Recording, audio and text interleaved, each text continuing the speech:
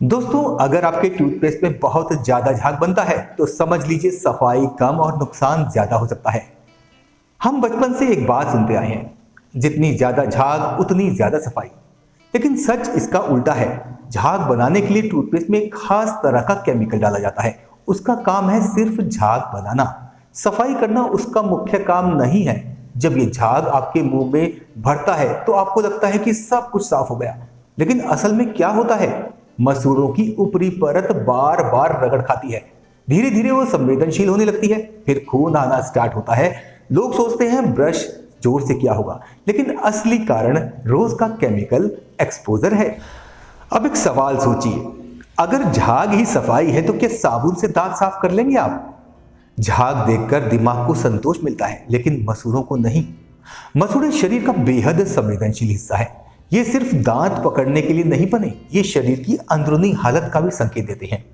अगर मसूड़े बार बार सूज रही हैं तो सिर्फ ब्रश बदलने से काम नहीं चलेगा। अब दूसरी बड़ी गलती सुनिए, हम दिन में 2 बार वही केमिकल मुंह में डाल रहे हैं, सुबह खाली पेट और रात को सोने से पहले। दोस्तों, मुंह शरीर का प्रवेश द्वार है। जो चीज आप रोज लगाते हैं उसका असर सिर्फ दांतों तक सीमित नहीं रहता।